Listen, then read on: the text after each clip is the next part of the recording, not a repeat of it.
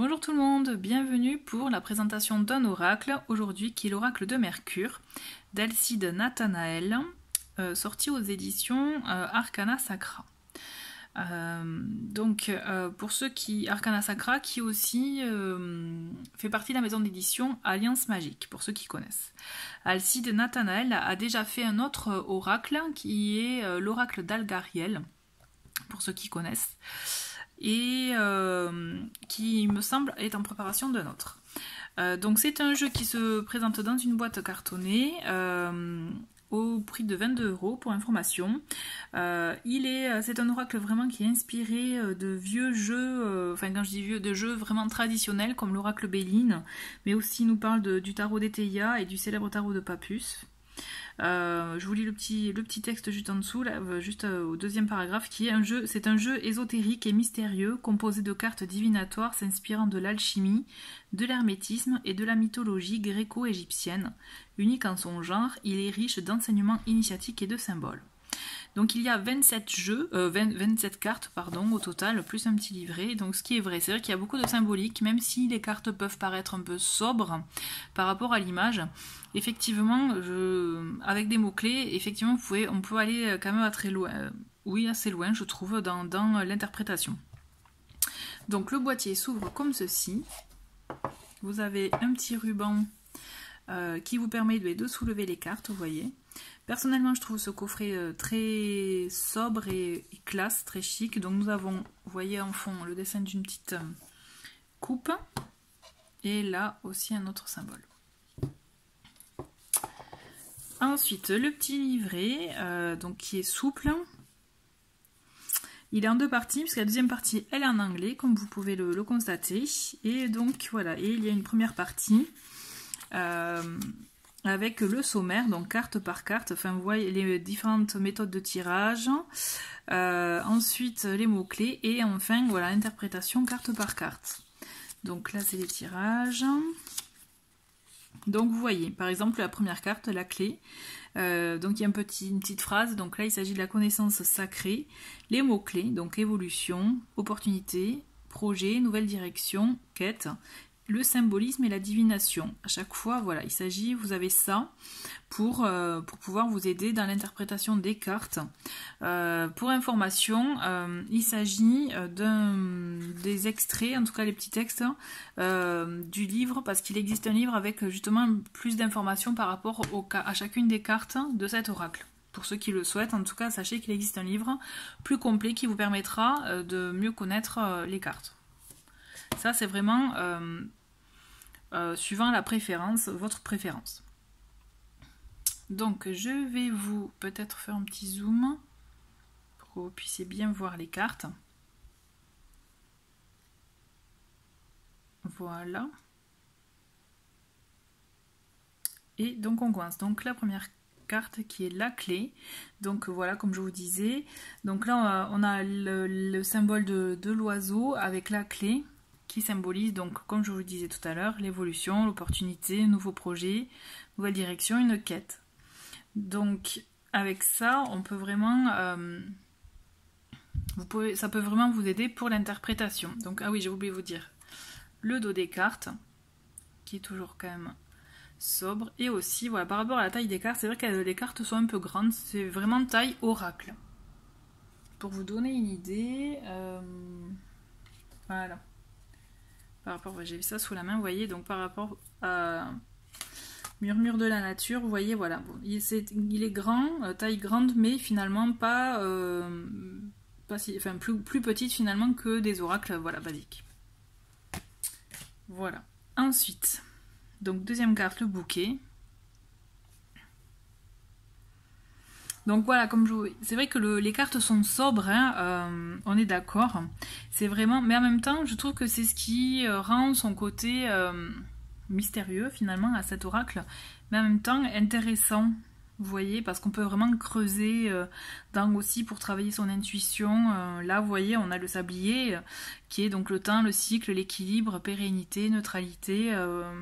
On a des mots-clés qui aident vraiment déjà beaucoup, je trouve, à l'interprétation de la carte. Donc là, le flambeau, donc on voit bien qu'il y a une lumière qui jaillit Donc on voit lumière, conscience, occulte, rayonnement, savoir. Donc il y a toute une symbolique aussi sur chaque dessin, dans le sphinx. Le trône.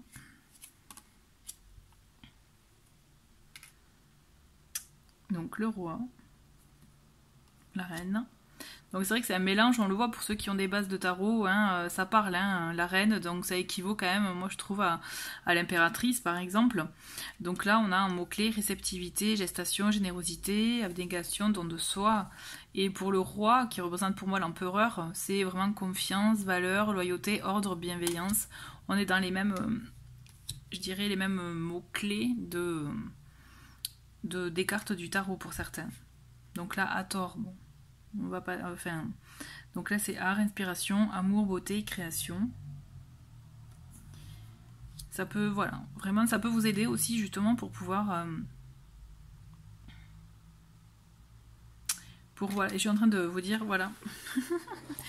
Et voilà, et ce symbole c'est le symbole de Mercure pour ceux qui connaissent un peu l'astrologie. Pour information, voilà, ce symbole de Mercure.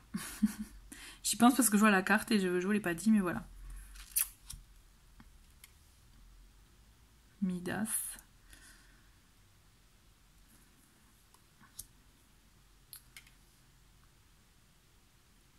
Salomon. Donc vous voyez, justice, loi, spiritualité, haute magie, sacralité. Bon, c'est vraiment, vous pouvez interpréter suivant vos ressentis aussi par rapport aux mots-clés ou aussi aux cartes avoisinantes. C'est ça qui vous permettra effectivement d'étayer votre tirage.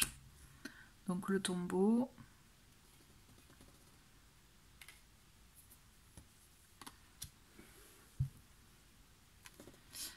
Le sarcophage.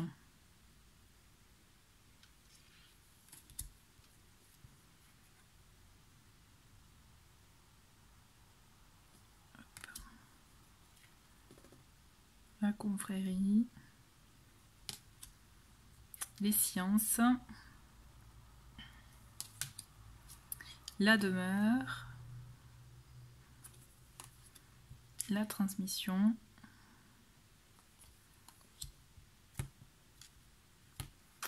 Le parchemin. Le triomphe.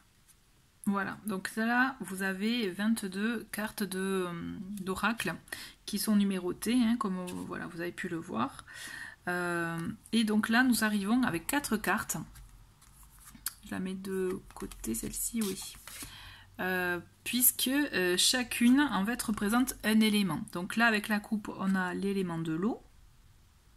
Vous voyez, donc la coupe qui représente là pour le coup donc déplacement, mouvement, adaptation, vibration, influence.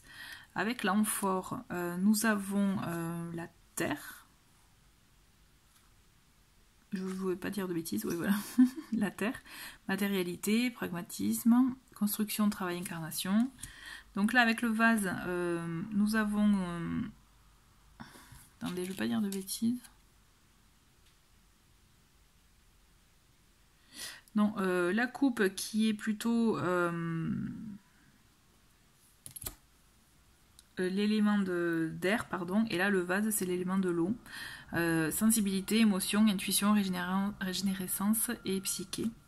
Et enfin le brasier qui est l'élément feu. Passion, feu, sacré, énergie, sexualité, ardeur. Et donc le trophée qui est la dernière carte, qui représente en fait, qui lui, à lui tout seul, en fait, ce trophée a un peu de ces 4 éléments que je viens de vous nommer, en fait. En gros, voilà, il représente un peu de ça, et donc c'est la lumière, quintessence, vie, manifestation et unification. Voilà, donc, hop, voilà. Voilà, donc il s'agit de, personnellement je trouve d'un très bel oracle qui peut apporter tout un tas de réponses par rapport à vos questionnements. Mais là pour moi il s'agit vraiment de questionnements, je dirais plutôt vraiment d'être spirituel, plus vraiment élaboré dans le développement, dans l'évolution de la personne. En tout cas, voilà, moi c'est comme ça que je ressens et que je pense que je vais l'utiliser. Et puis dans tous les cas, si c'est pas vraiment comme ça, je pense que je m'adapterai, puisque je trouve qu'il est vraiment très très beau. Et justement, voilà, son côté positif, pour moi, c'est ce côté sobre et classe à la fois. Voilà. Merci beaucoup d'avoir regardé cette vidéo et je vous dis à très vite pour d'autres présentations. Au revoir.